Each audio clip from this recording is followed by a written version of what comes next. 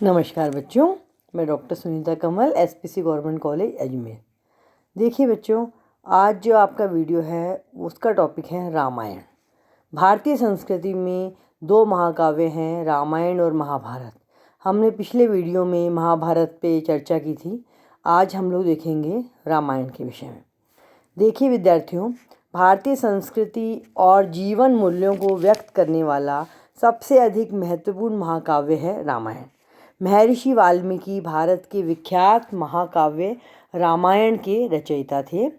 रामायण महर्षि का लिखा हुआ सबसे पहला काव्य है, जिसका प्रधान लक्ष्य एक आदर्श चरित्र और समाज का चित्रण करना और कर्म योग और भक्ति योग का प्रतिपादन करना था।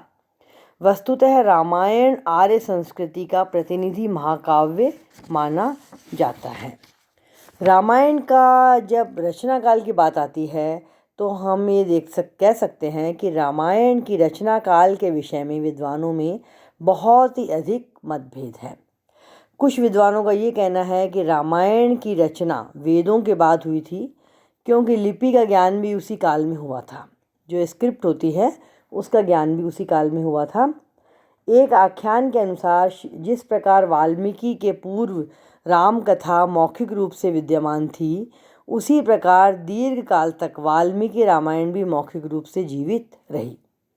इस काव्य की रचना के बाद लव कुश ने उसे कंठस्थ किया और वर्षों तक उसे गाते रहे, किंतु अंत में इस काव्य को लिपिबद्ध करने का काम भी स्वयं वाल्मीकि ने किया।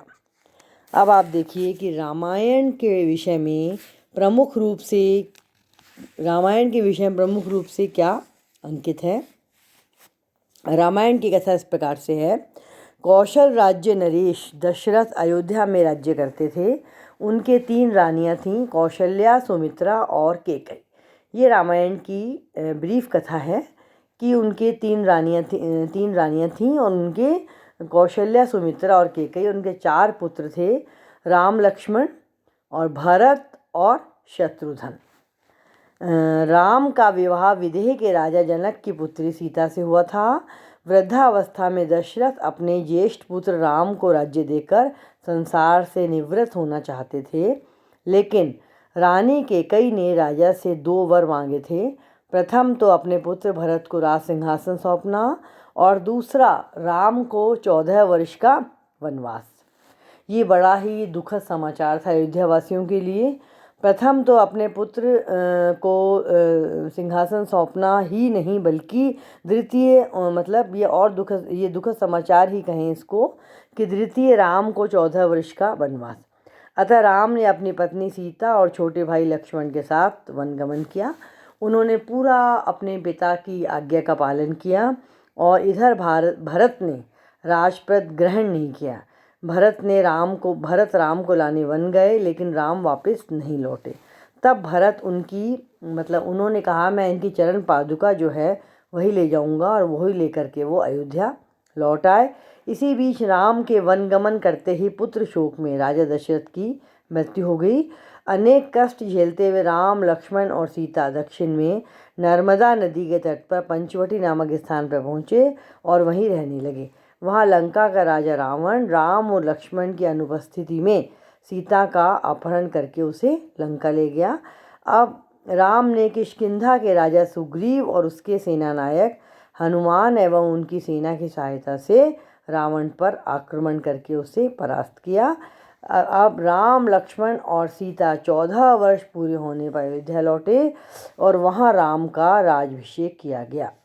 रावण के यहाँ रहने के कारण सीता की पवित्रता पर संदेह करते हुए लोग राजा राम की आलोचना करने लगे। अतः राम ने गर्भवती सीता का त्याग कर दिया। वन में सीता महर्षि वाल्मीकि के आश्रम में रहने लगी, जहाँ उनके लव और कुश नामक 2 पुत्र उत्पन्न हुए। वाल्मीकि ने उन्हें रामायण पाठ कंठस्थ कराया। जब राम ने अश्वमेध यज्ञ किया, तब लव और कुश अयोध्या पहुँचे और राम को रामायण का गान सुनाया। राम उनके गान से मंत्रमुग्ध हो गए। जब राम को पता चला कि ये दोनों ऋषि राजकुमार उन्हीं के हैं, तब उन्होंने सीता को वापस बुलवाया। वाल्मीकि सीता को लेकर अयोध्या पहुँचे, जहाँ वाल्मीकि कहने पर सीता ने पतिव्रत की कसम खाकर भूमि में प्रवेश किया। रामायण का जो पारिवारिक आदर्श है वह एक पारिवारिक आदर्श का ही ये महाकाव्य है कि जो परिवार सुखी होता है वह समाज को भी सुखी बनाता है। इस दृष्टि से अयोध्या के राजा दशरथ के परिवार को इसमें चित्रित किया गया है और राजा दशरथ के 3 पत्नियां जो हैं उनका विवरण भी इसमें बहुत अच्छी तरह से दर्शाया गया है। अब रामायण की जो राम सहित रामायण के जो पात्र हैं वो सभी आदर्शों पर विचित करते हैं और यही नहीं बल्कि आप देखिए कि रामायण में सामाजिक आदर्श बहुत अधिक है कि जब जब सीता पर लांछन लगाया गया तो राम ने सीता को त्याग दिया, उन्होंने धरती में प्रवेश किया और राम राज्य जो था रामायण में सामाजिक आदर्श के साथ राम राज्य की कल्पना भी की गई है। राम राज्य का अर्थ यही है कि राज्य में सब लोग बिल्कुल सुखी रहें और किसी को किसी प्रकार की कोई परेशानी ना हो। राजा का यही कर्तव्य है कि प्रजा को एकदम सुखी रखे और रामायण में धर्म का आदर्श भी बड़ा ज़बरदस्त दिया गया है और आर्य संस्कृति का प्रतिनिधि भी, इसको आर्य संस्कृति का प्रतिनिधि भी कहते हैं। और वास्तव में ऐतिहासिक दृष्टि से राम का जो रामायण का जो विवरण दिया गया है उसमें महर्षि वाल्मीकि ने अपनी अद्भुत प्रतिभा के द्वारा विविध सूत्रों को समेट करके उत्कृष्ट मौलिक काव्य की रचना की, सृष्टि की। धन्यवाद।